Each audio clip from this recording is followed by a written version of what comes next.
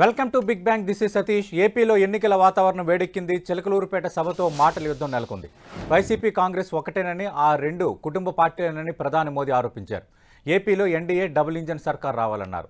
ఏపీని అభివృద్ధి పదంలో నడిపిస్తానని, ఇదే మోదీ గ్యారంటీ అని చెప్పారు. ఈసారి ఏపీలో ఎన్డీఏ కూటమిదే విజయమన్నారు చంద్రబాబు. మోదీ అంటే సంస్కరణలు, మోదీ అంటే అభివృద్ధి, ఆత్మ గౌరవం అని పొగడ్తలతో ముంచెత్తారు. ముచ్చటగా మూడోసారి మోదీ ప్రధాని కావడం ఖాయమని పవన్ కళ్యాణ్ జోస్యం చెప్పారు. బీజేపీ, టీడీపీ, జనసేన కూటమికి దుర్గమ్మ ఆశీస్సులు ఉన్నాయన్నారు పవన్. ఇక కూటమి నేతల కామెంట్స్కు వైసీపీ కూడా అదే రేంజ్లో కౌంటర్ ఇచ్చింది. ప్రధానంగా చంద్రబాబు ప్రధాని మోదీని పొగడ్డంపై విమర్శలు చేసింది. గతంలో తిట్టి ఇప్పుడు పొగడటానికి కారణాలేంటని మాజీ మంత్రి పేర్ని నాని ప్రశ్నించారు. ప్రధాని మోదీ సాక్షిగా ప్రత్యేక హోదాపై కనీసం మాటెత్తలేదని మండిపడ్డారు. ఏపీలో ఎన్నికల వేళ మాటల యుద్ధం, ఇదే వాటి బిగ్ బ్యాంగ్ డిబేట్. చర్చలో పాల్గొంటున్నారు వైఎస్ఆర్ కాంగ్రెస్ పార్టీ నుంచి ఆ పార్టీ జాతీయ అధికార ప్రతినిధి రవిచంద్రారెడ్డి గారు, అలాగే తెలుగుదేశం పార్టీ నుంచి ఆ పార్టీ అధికార ప్రతినిధి విద్యాసాగర్ గారు తిరుపతి నుంచి లెవెల్లో పాల్గొంటున్నారు. రైట్,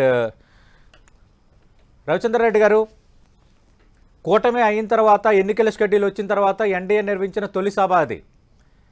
ఖచ్చితంగా ఎన్డీఏ ప్రభుత్వానికి అవకాశం ఇవ్వాలి, ఆంధ్రప్రదేశ్ అభివృద్ధికి కట్టుబడి ఉన్నామని ప్రధాని మోదీ నిన్న మాట్లాడారు.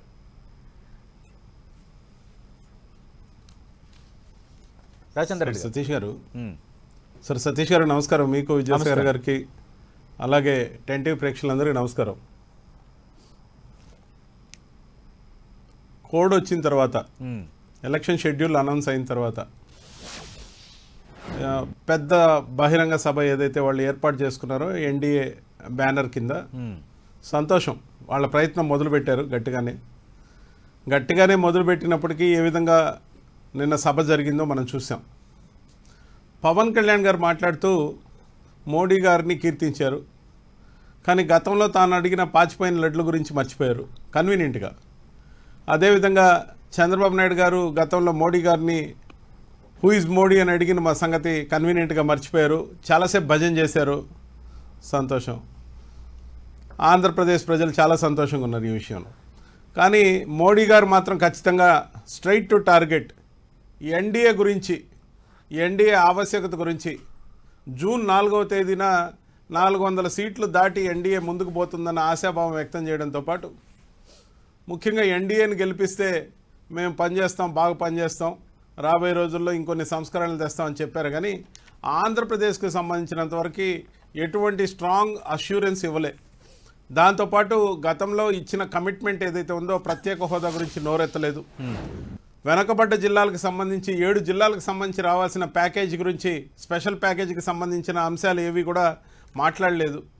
విభజన హామీలు పూర్తిగా 10 సంవత్సరాలు అయిపోతున్న తరుణంలో ఆంధ్రప్రదేశ్కి ఇవ్వాల్సిన భరోసా ఇవ్వలేదు.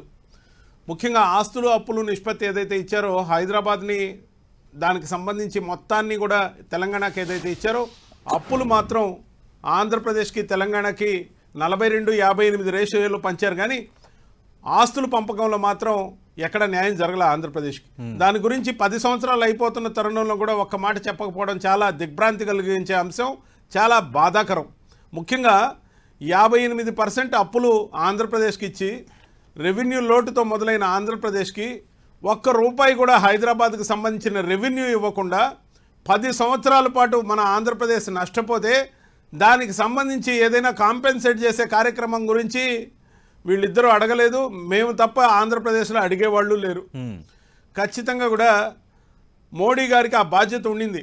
10 సంవత్సరాలు పూర్తయిపోతున్న తరుణంలో తల్లిని చంపి బిడ్డని బయట తీశారని చెప్పిన మోడీ గారు ఆంధ్రప్రదేశ్కి ఏం న్యాయం చేశారు, ఇప్పటి వరకు 10 సంవత్సరాల్లో ఎందుకు చేయలేకపోయారు, 10 సంవత్సరాల్లో సంపూర్ణంగా ఎన్డీఏ అధికారంలో ఉండి ఎందుకు చేయలేదు, రాబోయే రోజుల్లో ఎన్డీఏ గెలిస్తే ఆంధ్రప్రదేశ్కి ఏం చేస్తుంది, ఒకవేళ ఎన్డీఏ కానీ ఆంధ్రప్రదేశ్లో గెలిస్తే సీఎం అభ్యర్థిగా ఉన్న చంద్రబాబు నాయుడు గారిని మీరు ఎండోర్స్ చేసి, ఆయన ఇచ్చే ఉత్తుత్తి హామీలు గతంలో ఇచ్చిన విధంగా వాటికి మీరు ఎండోర్స్మెంట్ ఇచ్చి సంతకం పెట్టి మోడీ గ్యారంటీ అని రాసిస్తారా?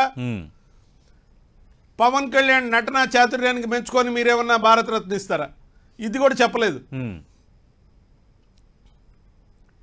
విద్యాసాగర్ గారు, ఖచ్చితంగా కూడా నిన్నటి సభ చాలా కేవలంగా ఆంధ్రప్రదేశ్ ప్రజలకు పనికొచ్చే అంశం ఏదీ లేని సభగా నడిచింది. విద్యాసాగర్ గారు, నిన్న ప్రజాగలం సభపై వైఎస్ఆర్ కాంగ్రెస్ పార్టీ ఆరోపణలు చూశారు. ఆంధ్రప్రదేశ్ ప్రజలకు మేలు జరిగే ఏ ఒక్క అంశమైనా నిన్న చోటు చేసుకుందా? గతంలో తిట్టిన నోళ్ళే ఈరోజు పొగిడాయి, అలానే ప్రధాని నుంచి ఎలాంటి ప్రకటన రాలేదు. ఇది వైఎస్ఆర్ కాంగ్రెస్ పార్టీ ఎత్తి చూపుతున్న అంశాలు. గుడ్ మార్నింగ్ సతీష్ గారు, అట్లాగే గుడ్ మార్నింగ్ విద్యాసాగర్ గారు కూడా నమస్కారం సార్. ఇప్పుడు ఏదైతే రవిచంద్ర రెడ్డి గారు మాట్లాడుతున్నారో అవన్నీ కూడా గతంలో వాళ్ళు చేయాల్సినటువంటి, ఇప్పుడు ప్రస్తుత ప్రభుత్వంలో ఉన్నటువంటి వాళ్ళు 5 సంవత్సరాల ముందు మాట్లాడినటువంటి మాటలు, మేము వస్తే చేస్తామని చెప్పినటువంటి మాటలు ఇవన్నీ.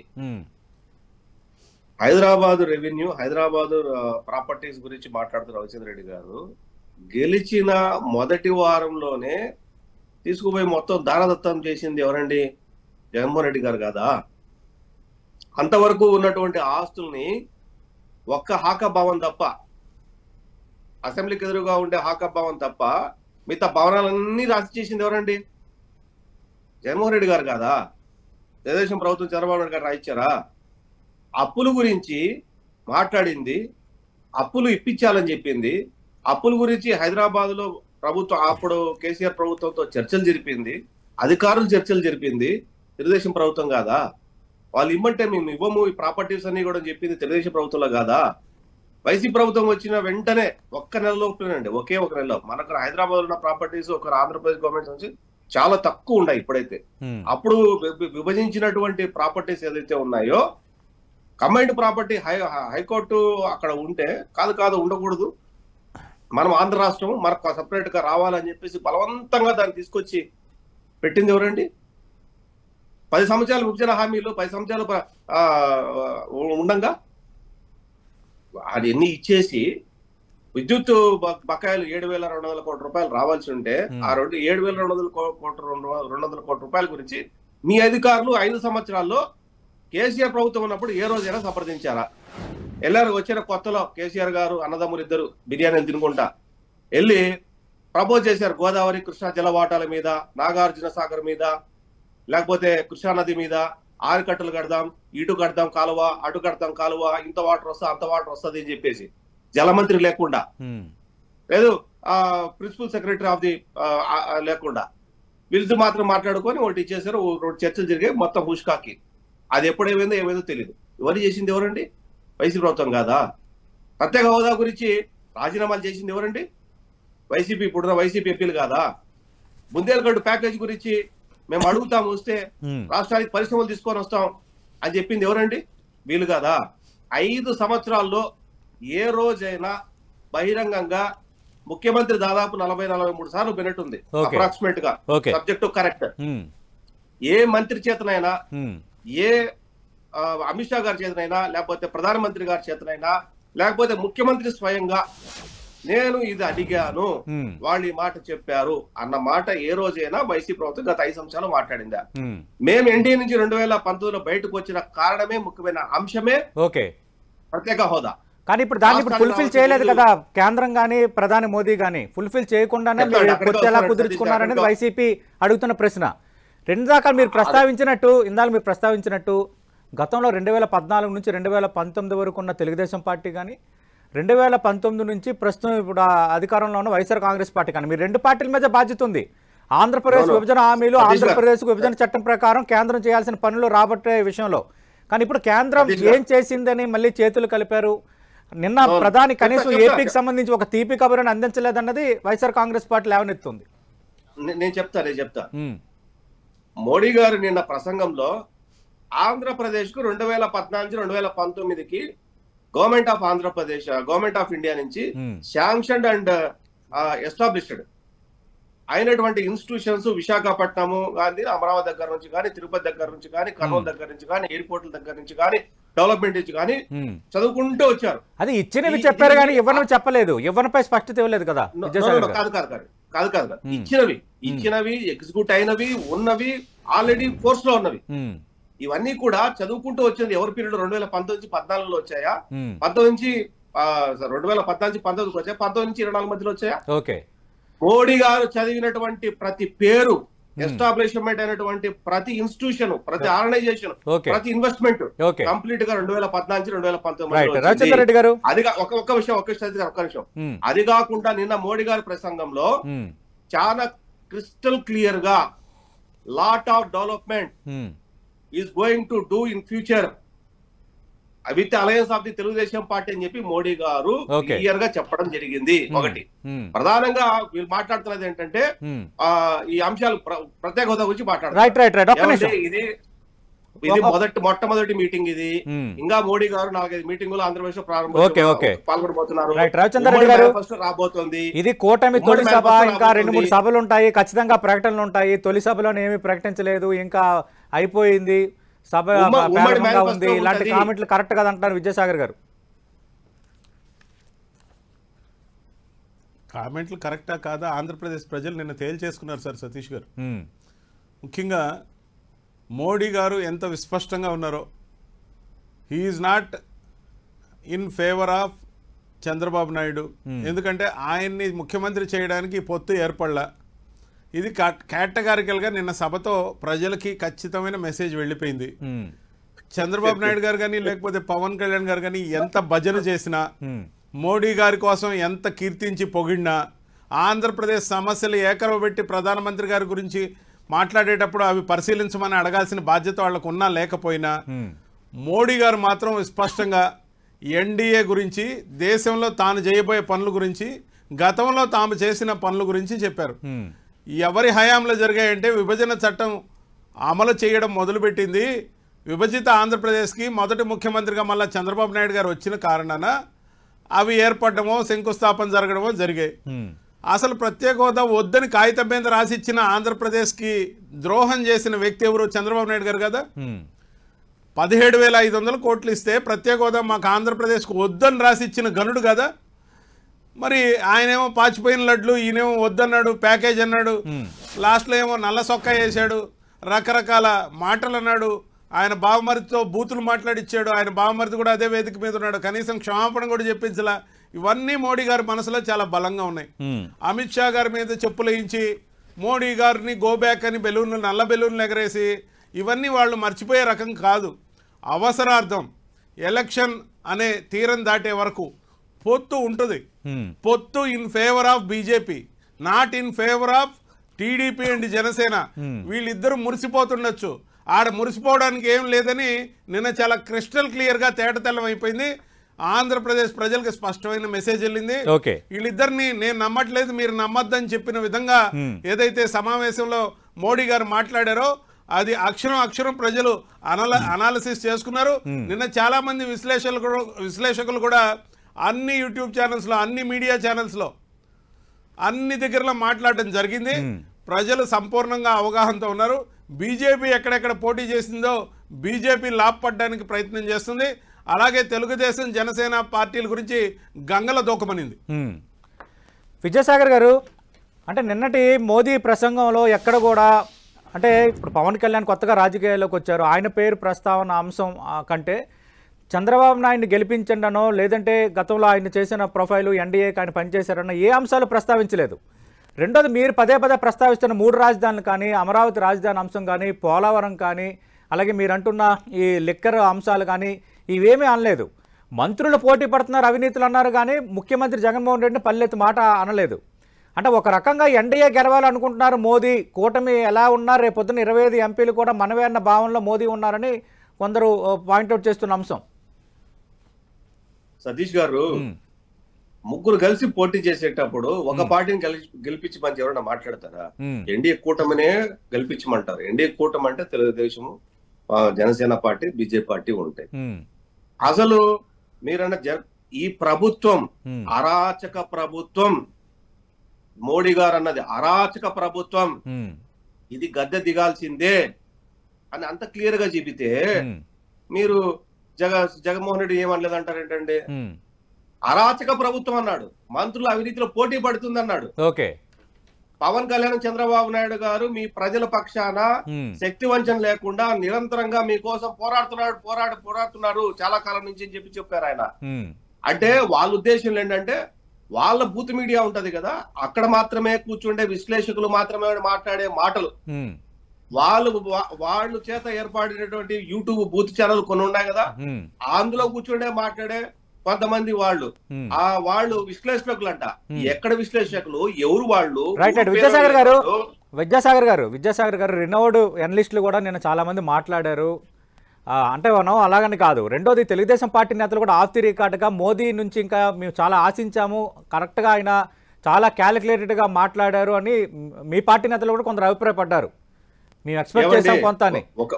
మొదట్లో ఎందుకంటే చంద్రబాబు నాయుడు ఏ విధంగా మాట్లాడారు, పవన్ కళ్యాణ్ ఏ విధంగా మాట్లాడారు, కనీసం ఆ ప్రస్తావనలు ఏమీ లేకుండా మీరు ఇక్కడ ప్రభుత్వంపై లేవనెత్తుతున్న అంశాల ప్రస్తావన లేకుండా చాలా జాగ్రత్తగా క్యాలిక్యులేటెడ్గా ప్రధాని మాట్లాడారు అన్నది కొంత నిన్న కనిపించింది. మీరు అన్నట్టుగా రేపు పొద్దున్న 2-3 సభలు ఉన్నాయి కాబట్టి ఇంకా అక్కడ ఏమైనా ప్రకటనలు చేయొచ్చేమో, అంటే మీరు అనుకుంటున్నట్టు చేయొచ్చు కూడా.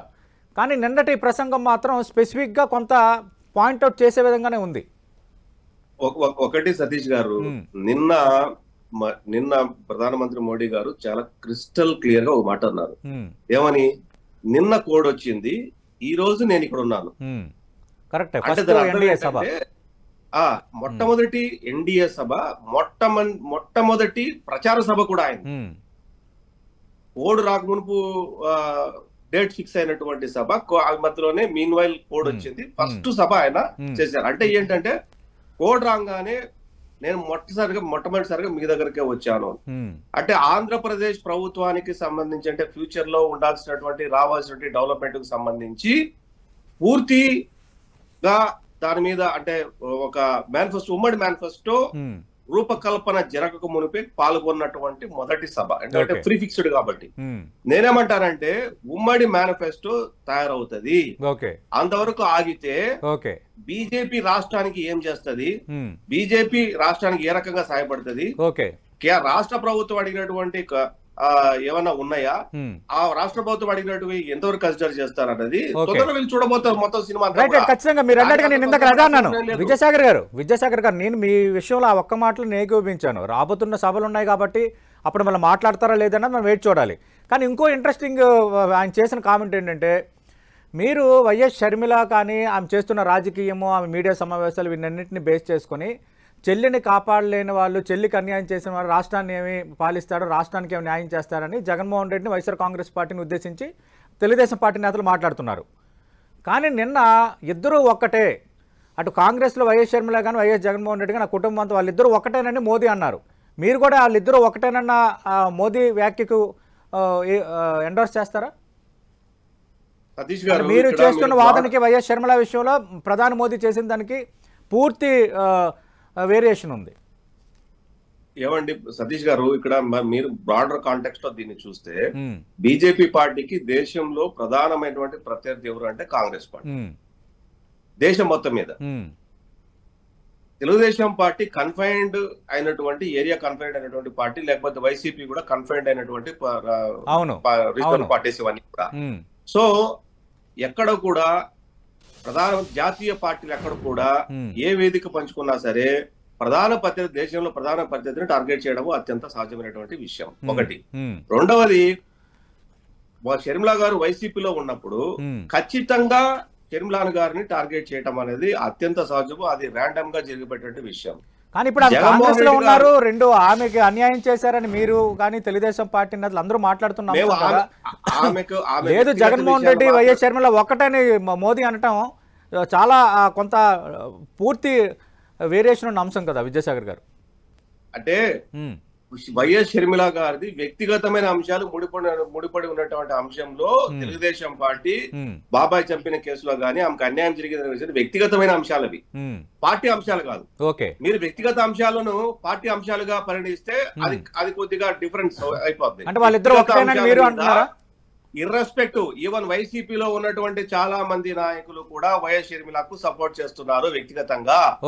ఎందుకంటే బాబాయ్ అని చెప్పిన కేసులో గానీ, లేకపోతే ఆమెకు ఆస్తుల పంపకం విషయంలో గానీ, సునీత గారి విషయంలో గానీ, అవినాష్ రెడ్డి విషయంలో గానీ, లేకపోతే వాళ్ళ కుటుంబ వ్యవహారాల్లో గానీ, ఇవన్నీ కూడా వైసీపీలో కాదు, రాష్ట్రంలో చాలా మంది ప్రజలు. రవిచంద్ర రెడ్డి గారు నేను మోదీ చేసిన కామెంట్ చూశారు. అంటే మీరు కాంగ్రెస్ ఒక్కటే, ఇద్దరు ఒకే కుటుంబం నుంచి ఉన్నారు, అలర్ట్ గా ఉండాలి అని ఆ కామెంట్ చేశారు నిన్న మోడీ గారు కామెంట్ చేసిన అంశం ఏదైతే ఉందో, కాంగ్రెస్ తో మమ్మల్ని కలిపి మాట్లాడడం అనేది మిగతా ఇంకెవరు మిగలలేదు ఆంధ్రప్రదేశ్లో. అంటే మిగతా పక్షాలు ఎటు పొత్తులో ఉన్నాయి కాబట్టి కామన్ ప్లాట్ఫామ్ మీదకి తీసుకొచ్చి వాళ్ళు ప్రత్యర్థులు కాబట్టి ఇక్కడ మేము కలిసి ఉన్నాం కాబట్టి ఎన్డీఏ అని చెప్పి ఈ ఎన్డీఏ తరపున ఆయన మాట్లాడినప్పుడు కామన్ గా అలా కలిపి మాట్లాడారు కానీ ఎట్టి పరిస్థితుల్లో అది అంటే కామన్ గా కలిపి మాట్లాడడం వేరు, ఇద్దరు ఒకే కుటుంబం నుంచి ఉన్నారని చెప్పడం వేరు. స్పెసిఫిక్ గా ఇద్దరు ఒకే కుటుంబం నుంచి ఉన్నారని స్పెసిఫిక్ గా చెప్పడం వేరు. సార్ ఇంకొక విషయం మర్చిపోయారు సార్, ఇంకొక విషయం మర్చిపోయారు సార్ మోడీ గారు, ఆ సందర్భంలో మర్చిపోయారు. కానీ పురంధేశ్వరి గారు తెలుగుదేశం పార్టీకి సంబంధించిన చంద్రబాబు నాయుడు గారి వదిననే సంగతి అందరికి తెలుసు.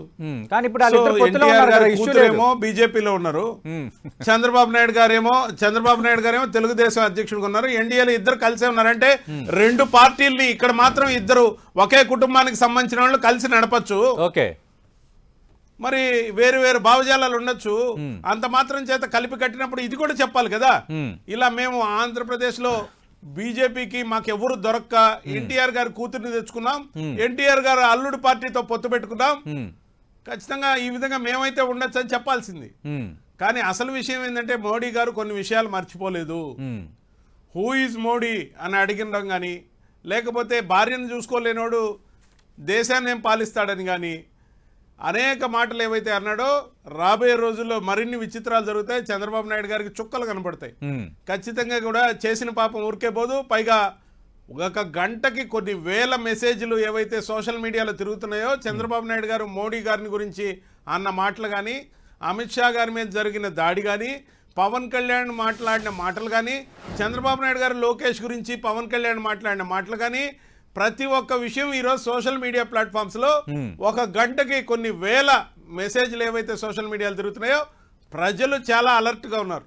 అంతేకాదు నిన్న ఎక్కడా కూడా పుత్రరత్నం కనపడలే. ముఖ్యంగా నారా లోకేష్ గారు సభలో ఎక్కడ లేరు, అంత పెద్ద సభ, ఎన్డీఏకి సంబంధించిన సభ, చంద్రబాబు నాయుడు గారి వారసుడు, I'm having son whom you're having అని ఎప్పుడైతే అడిగాడో ఆయన సన్ రైజ్ ఆంధ్రప్రదేశ్ గురించి గతంలో చెప్పింది గుర్తు చేసుకుంటాడేమన్న భయంతో నారా లోకేష్ ని సభలో ఎంట్రీ లేకుండా చూసుకున్నాడు చంద్రబాబు నాయుడు గారు. కానీ తిట్టిన బావమరిదిని మాత్రం సభలో ముందు వరుసలో కూర్చోబెట్టాడు. అంటే వేదిక మీద తెలుగుదేశం పార్టీ తరఫున ఎవరు ఉండాలి, ఎవరిని పెట్టాలి కూడా మీరే డిసైడ్ చేస్తారా రవిచంద్ర రెడ్డి గారు? ఇప్పుడు మీ పార్టీ కార్యక్రమాలు, ఇది వాళ్ళ పార్టీ కార్యక్రమం, వాళ్ళ ఇండివిజువల్ కార్యక్రమం. విమర్శకి అర్థం ఉంది సార్, విమర్శకి అర్థం ఉంది. చంద్రబాబు నాయుడు గారి పుత్రరత్నం అంటే ఎవరో కాదు, నారా లోకేష్ అనే వ్యక్తి తెలుగుదేశం పార్టీ వారసుడుగా ఏదైతే ప్రొజెక్ట్ అయి ఉన్నాడో దత్తపుత్రుడికి ఇచ్చిన ఇంపార్టెన్స్ ఉత్తపుత్రుడికి ఇవ్వలా. అలాగే బావమరిది ఏదైతే నీచమైన కామెంట్లు చేశాడో మొదటి సభలోనే ప్రవేశపెట్టాడు. అంటే పవన్ కళ్యాణ్ జనసేన పార్టీ అధినేత, పొత్తులో ఉన్న పార్టీ, ఖచ్చితంగా చంద్రబాబు నాయుడు నిన్న సభలో చంద్రబాబు నాయుడు, పవన్ కళ్యాణ్, ప్రధాని మోదీ, పురంధరేశ్వరి వాళ్ళే కీలకం కదా. అంటే పవన్ కళ్యాణ్ ప్రియారిటీ ఇచ్చారు, లోకేష్ కి ఇవ్వలేదు. నారా లోకేష్ కీలకం కాదని చెప్పేమనండి. నారా లోకేష్ కి తెలుగుదేశం పార్టీకి సంబంధం లేదని చెప్పనండి. అచ్చెన్నాయుడికి ఇచ్చిన ఇంపార్టెన్స్ కూడా నారా లోకేష్ కి ఇవ్వలేదే. అంటే నారా లోకేష్ గతి ఎప్పుడు అంతేనా తీర్మానించారు? అంటే అతను వస్తే ఐరన్ లెగ్ అనుకున్నాడా, లేకపోతే రాబోయే రోజుల్లో మళ్ళీ మోడీ గారికి సన్ రైజ్ ఆంధ్రప్రదేశ్ అంటే నా కొడుకుని డెవలప్ చేసుకున్న విషయం గుర్తొస్తుందని భయపడ్డా? ఖచ్చితంగా కూడా కన్వీనియంట్ గా అతన్ని స్టేజ్ మీద లేకుండా చేశాడు. కానీ నిన్న మోదీకి హెలికాప్టర్ తెలుగుదేశం పార్టీ తరఫున లోకేష్ స్వాగతం పలికారని వచ్చింది సార్. స్టేజ్ గురించి చెప్పా, ఓకే, అక్కడెక్కడో స్వాగతం పలికారు, ఇక్కడెక్కడో బోండా బజ్జీలు పెట్టారు, ఇవి కాదు సార్. ఓకే, అదే అంటున్నాను నేను. స్టేజ్ మీద నారా లోకేష్ లేకపోవటాన్ని వైఎస్ఆర్ కాంగ్రెస్ పార్టీ అంత ఎందుకు పెద్ద భూతార్థంలో పెట్టి చూస్తోంది అన్నది నా ప్రశ్న. భూతార్థంలో మేము పెట్టి చూడాల్సిన అంశం కాదు, దత్తపుత్రుడికి ఇచ్చిన ఇంపార్టెన్స్ ఉత్తపుత్రుడికి ఇవ్వడం లేదు. దత్తపుత్రుడికి ఇచ్చిన ఇంపార్టెన్స్ ఉత్తపుత్రుడికి ఇవ్వడం లేదంటే సొంత పుత్రుడికి కెపాసిటీ లేదు, క్యాలిబర్ లేదు, క్యారెక్టర్ లేదని డిసైడ్ చేశారు. ఓకే ఓకే విద్యాసాగర్ గారు, ఇప్పుడు పాప రవిచంద్ర రెడ్డి గారు ఎందుకు అంత బాధపడిపోతున్నారు లోకేష్ గారు స్టేజ్ మీద లేకపోతే నాకు అర్థం కాలే. ఆయనకి ఎందుకు అంత బాధ? మీకోసమే మా కోసం మీరు బాధపడద్దు, మీకోసమే మా కోసం మీరు బాధపడకండి, మా కోసం మీరే బాధపడాల్సిన అవసరం లేదు. ఎవరు బాధ చూసుకుంటే ఎవరు రాజకీయ పార్టీ వాళ్ళు ప్రచారం చేసుకోవచ్చు, వేరే వాళ్ళ గురించి విమర్శలు అవసరం లేదా?